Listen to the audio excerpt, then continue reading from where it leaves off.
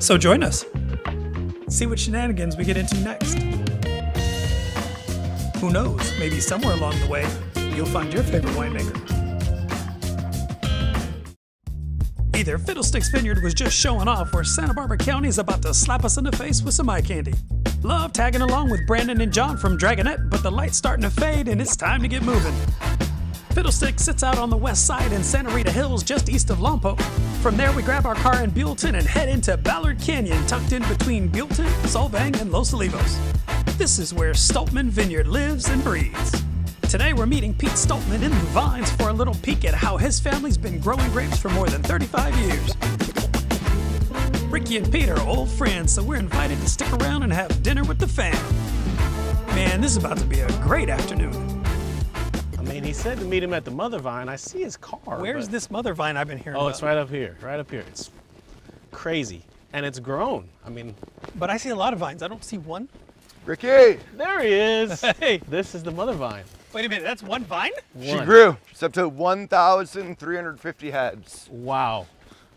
That is a lot. The only mother vine in the world. What's up, my brother? It's great to see you. So tell me, how many heads she's grown?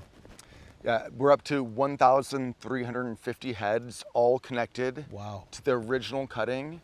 In 2013, we put the one cutting, that cutting we had taken from a vine planted in 1903, put her right in the ground. She grew 3 shoots. We layered those 3 shoots underground and back up. So we had 3 daughters connected to mama. And then the next year we had 9 granddaughters and then 18 great-granddaughters, on and on. So from the middle, now we're up to 1,300. Wow. Wait, hold on. So you're saying this is all one vine? All one vine. All of this? Yeah, this is how like all of Burgundy, all of Champagne was Oh, planted, wow. like back to like the pre-Roman times. Oh. And now that we have this bug throughout the world, phylloxera, Yeah. you can't do this. But we're so arid here, we don't irrigate. So this clay, like it doesn't have fertility, right? We don't have to worry about the bug. So we don't worry about planting each vine individually on protective rootstock. So we're able to own root. Wow. And then we devoted this half acre to a 25-year project. So we think, so again, the Wow. first cutting went into the ground in 2013. Yeah. We think in 2027, we're gonna get 1 barrel from one vine. So 300 bottles from one vine alone. That is I've never seen anything like that. Oh, wow. We're like 3 weeks off. Tiny grapes. Wow. That's like, I mean, the grapes are that small Right. naturally. Because that vine wasn't bred by commercial nurseries for profit. That vine was from a vine in France planted in 1903, just for that village. And they Wow. wanted delicious wine. They weren't worried about making money. Wow. So we're obsessed with that. We have 5 different strains, and that's the future of what we're doing out here. It's incredible, and kind of building like a family. Everything will have to be hand, no tractor. Everything is gonna have to be Everything. hand So we done. have 20 acres like this. Wow. So she's the only mother vine we have. Yeah. But if you look at this whole block, this is a 2-acre block dedicated to my older son, August. Otto, my younger son, is on the other side of the hill. But yeah, we have 20 acres where we have no mechanization at all. That's awesome. So these blocks are really like, if you have any doubt about our devotion to human labor, look at this. We can never mechanize this. You can't. It's not Right. possible. It takes one person. Baby tractor. Baby tractor. One person per acre per year to farm these. Wow. So we're up to 37 full-time employees out here, and it's a huge point of pride. So you have been coming out here. Wait, when did your dad buy this place? He tried to buy it in '88, came back, and was able to buy it in 1990. So he bought it in 1990. How old were you? I was 8. When I was 6, I remember my dad shaking hands with the cattle rancher, and we all thought, okay, Dad just bought the ranch. But then this fancy French family came in like 2 days later, and the cattle rancher forgot about the handshake and tried to get a bidding war started with the French people. And the French aristocrats did not like, getting into a bidding war, and they said, "We do not get into pissing match." And they walked away and bought a vineyard up in Paso Robles. And my dad came back in 1990, and he was obsessed with the cool climate, the wind tunnel, lusted after limestone. And we were able to buy it in 1990. Through the 90s, Dad and Ruben planted 152 acres, 18 different varietals, but Syrah really just clearly what's perfect here. It takes over 5 vines to make 1 bottle. Wow. Like nobody is doing this in the New World. That doesn't Certainly happen. not in the New World. It's not a way to make money. Yeah. Just wait till you meet Ruben. He's great too. Oh, I can't wait. Oh my gosh. They're over there cooking, man. Let's go. Really? Oh, let's go see him. So this is the dead center. And then you can see this one went out like down one, and then we backfilled this one. This chute went out right behind Ricky. And then this one went over here. So these are all 2nd, 3rd generations, and you can look at how thick the trunks are. This doesn't get any water, right, in a drought year. So to get irrigation, she has to go in and out of the ground, all the way out to the bottom or to the top. Where's the closest irrigation from here? Like 20, 25 vines out. Oh. And yet she still has more growth than the neighboring vines that are planted individually. Yeah, it's insane. I mean, you kind of, in full growth, you get the feeling that it's all connected, right? But what's nuts is that, you know, the vines are coming out of the ground individually. It's under the ground where the connection is. Right. That everything under the ground is one being. And the majority of the vine is underground. Like maybe we're looking at, I don't know, 30% of the being. 70% of the being is this vast root network starting right here. At this point, probably going down 30 feet. Yeah. Wow. How you guys feeling? Overwhelmed with cool. Yes. This is so this badass. is something you don't ever get to see. This is remarkable. Let's get to the top. Check it out. So by like 2033, we'll be out here. 2034, 35, project of a lifetime. Pete took over the reins of Stolpman in 2009, and he's been all gas, no brakes since. Sitting at the heart of the Mother Vine, my perspective changed because I realized that legacy was here. This growth, these vines, this place is not for Pete. It's for his kids. And that's why Tom bought this place. Just over the hill is the Vineyard Reservoir, and oh buddy, I have never seen a vineyard switch gears like this. They got a huge water slide out here, people. Oh, seriously, it's a big water slide. This is the farthest thing from a formal tasting or a formal wine dinner. This is just family, gathered in the middle of the vineyard they call home. Is Pete usually manning the grill for you? Pete, I was a good griller, but Peter makes me look like a kid. So, did you ever imagine this sitting with your grandkids out by this reservoir on this property that you know? Not until we actually did it. Not until you did it. Some weekends we'll have like 10 families out here. And, yeah. So, what's your favorite way to go down the slide? I've never used a surfboard to go down. I haven't done it in a couple of years. I have a bad knee and decided that discretion is the better part of... Ballard. Hey, Dad, why do you have a bad knee? Because I got shot when I was 20 years old. Oh no!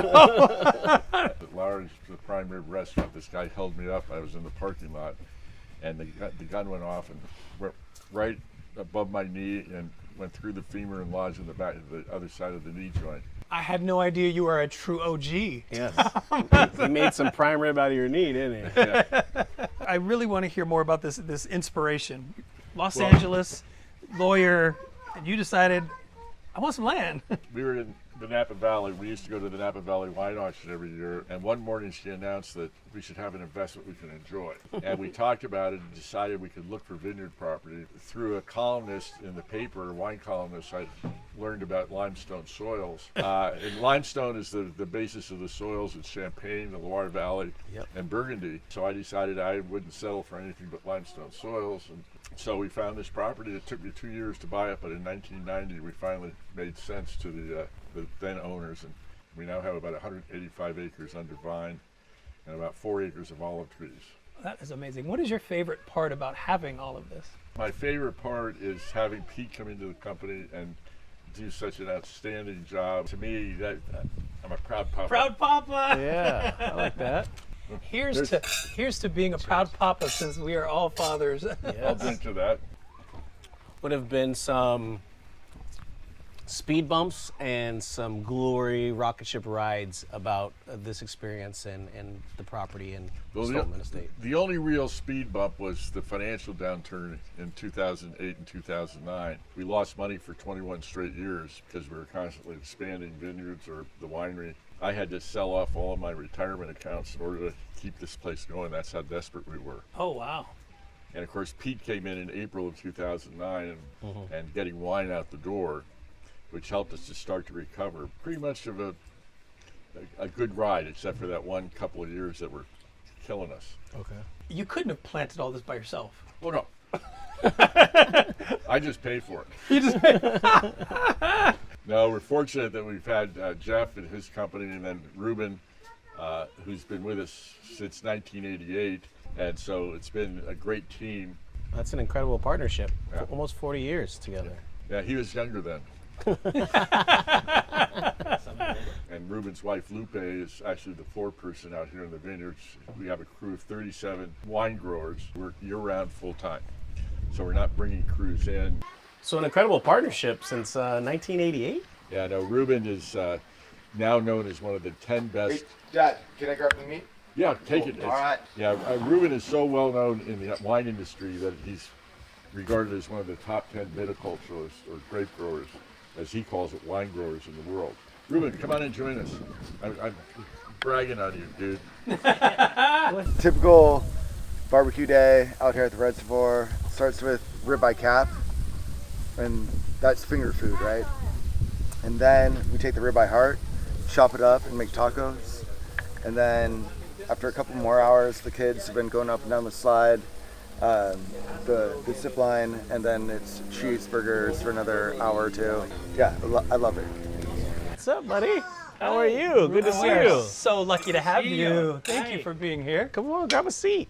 Yeah, great. How's life? Life is good. Being the vineyard, able to try all these different things and make the wine better and better every year. This is my dream, over my dream, and it's really good for me, great for my family and everybody. I call myself lucky guy because able to come into Stolpman Vineyard and work here, and work with Tom and Peter and like. Yeah, in 1996, when Ruben became the foreman, one of the first things he did was he took the crew aside and said, I want you to be farmers, not field workers. And he assigned them 7 rows of grapes and said, I'll answer your questions, but you have to make the decisions. And then in 2002, we had a big barbecue for a bunch of our neighbors. And at one point during the evening, I said to Ruben, something's bothering me. All the gringos are over here drinking wine and talking about wine, and all the people whose backbreaking labor is the absolute foundation of this are drinking beer and tequila. So he was telling the winery team about that later in the week, and they said, well, why don't we do what you're doing with them and bring them into the winery and they'll make their own wine. Right. Started out for educational purposes with Ruben, and then slowly evolved. We call the wine La Quadrilla. The label changes every year, and it's always something to do with the crew. Except for one year. They put me on the label dressed up as a mariachi. Because the crew asking for that. The crew wanted Oh, it. the crew asked for it. It's okay. One of my favorite labels, the La Quadrilla Yeah. wine. Yeah. It's And then we very, put Ruben on it one year, all covered in tattoos. That's not too good. The wine is good. The wine's good. that's one of my favorite labels. Yeah. So could you have ever have imagined this place? So generations of your family. I know when I little boy in Mexico, I know I wanna be a farmer my whole life, and I got in Mexico I got no idea about grapes. I came here, start pruning vines, and I say like immediately I say, this is it, this is me. Don't help me to get legal here, and now my whole family is legal, and like a couple trips to Europe that helps me understand better the grapes and the vines. Yes. They wanna planting vines for the second generation, and we've been grabbing the idea to a Stolpman Vineyard. Mm-hmm. Now we planting vineyards for Aggie and Aro. We planting vineyards for the second generation. Look for the next. Then we do a project like the Mother Vine, Right. where we are taking 13 years to get wine from there, Yeah. planting again. One thing we love to do is spend money. Yeah. It feels like a a lot of empowerment, but also enrichment of looking ahead, creating culture, creating community, and then watching that continue to grow and grow and grow. And to me, that's very forward thinking as a business, but also as a family. Exactly. When I start creating different things, doing different work in the vineyard, I started to call myself, I'm not going to grow grapes anymore. Now we grow wine. Right. Because that's what really matters. Right. What's in the glass and what we bring that to the table. That's what we Stolpman Vineyard make it. Family, fam bam, la familia. That is the mood out here in the vineyard. And if hanging with 3 generations of Stolpmans and crawling through dozens more of generations of the Mother Vine didn't land the plane, they are serious about legacy out here. Growing and making amazing wine is the job, but that Cuadrilla story makes it clear that being exceptional humans is also the work. Pete just said dinner's ready, so it's time to crush some steak tacos. Then we gotta make our way to the hotel because we gotta be up way too early tomorrow, and you know I hate early mornings. Jessica Gasca from Story of Soil invited us to pick some Pinot Noir with her at Ground Star Vineyard in the morning. Oh yeah, my first harvest pick, y'all. That's why I saying, the future of Turkey vulture coming that close, that's cool. Coming down. action. Capture the action. It's coming at you. Yeah, back to 1. This might work, man. Just cover the fuzzy peach and you'll be good. Sticking out of the shorts. And we out.